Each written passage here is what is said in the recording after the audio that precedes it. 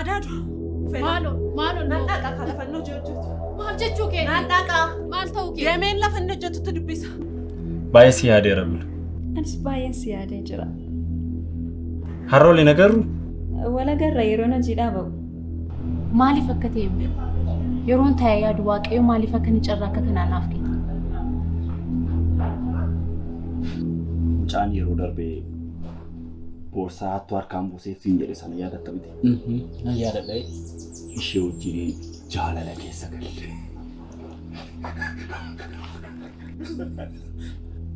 Tarii harmee jaalallee haaraa qabaachuun isaa sun dhugaadha ta'a.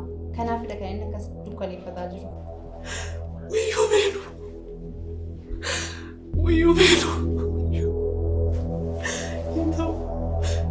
Kun tasumaan ta'u.